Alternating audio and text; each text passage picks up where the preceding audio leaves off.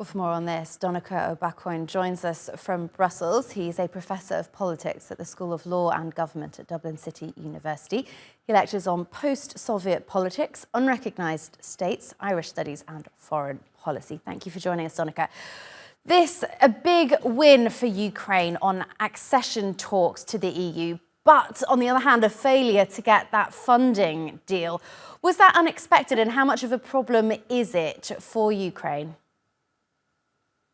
It was both expected and unexpected, because this has been really a cliffhanger summit where nothing has gone according to script. I mean, everything has been left until the last minute. The Prime Minister of Estonia was saying they might have to be negotiating until Christmas. So everybody was surprised yesterday when agreement came, albeit by the absence of Hungary from the table, on Ukraine and Moldova having their talks opened, which would lead to, of course, eventually, hopefully, EU membership. But then, it was very surprising to many when Hungary blocked this aid of over 50 billion euro. So surprising was it that Charles Michel's press release was issued at 4:40 in the morning. So they were negotiating all night on this, and it seems that Viktor Orban on this issue wouldn't move. I mean, his position all along has been he couldn't agree to EU accession talks opening with Ukraine and Moldova. He has stuck to that because he hasn't agreed to it. He simply absented himself, but he has exercised his national veto on the issue of funding for Ukraine. So it's a bittersweet summit, I think, for Ukraine. Historic in terms of the path opening up to EU membership. Finally, we have to remember this is the 10th anniversary of the Euromaidan protests, which ultimately led to the series of conflicts that we're now familiar with in Ukraine, but also without funding, it's very difficult for them to prosecute this war and to defend themselves against Russian aggression. Absolutely. And I want to talk a little bit about Viktor Orban personally, because Hungary itself secured quite a lot of funding from the EU yesterday. And I think some parties had hoped that maybe that might get Hungary and Viktor Orban over the line. Is he playing a political blinder, or is he devoid of a moral compass? How do you analyse this? Well, he's exploiting the vulnerabilities that exist within the EU, because the EU, it works on consensus, it works on unanimity, and that can only flourish when you have people working from the same agenda. And Viktor Orban's agenda seems to be fundamentally different.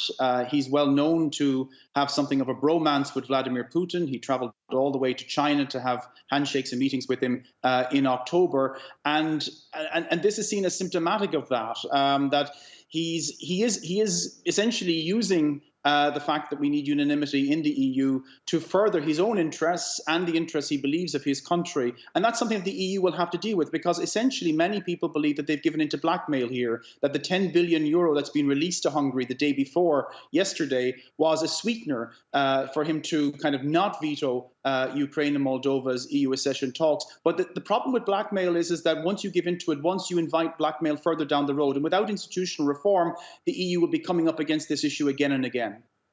And what's worse is potentially a blackmail that hasn't worked particularly well, seeing as he then went on to veto the funding the next day. Got their order the wrong way round there, some might say.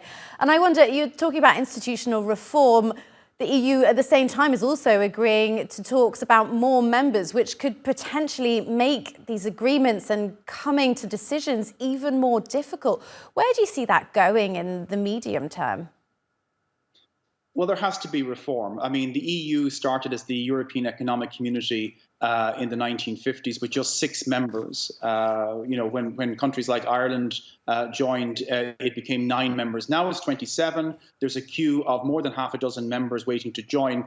The idea that you can solve fundamental issues always on the basis of unanimity is simply not tailor-made for the 21st century and the type of EU that has developed. The idea that a country like, for example, Malta, which is 300,000 people, could veto the will of 500 million people simply is impossible. And the EU is vulnerable to external forces, as I said, taking advantage of this. Because, who are they up against? They're up against big powers like China. Of course, the Russian Federation is also a major player here. And these are countries which don't have democratic governance. They have dictatorships, and therefore it's very easy for them to make very, strong, united decisions quickly. Whereas when you have so many democracies, you're vulnerable to simply one election going the other way. Take the Netherlands, for example. That's right. Donnacha, I'm so sorry to interrupt you. We're getting a news conference from Tel Aviv.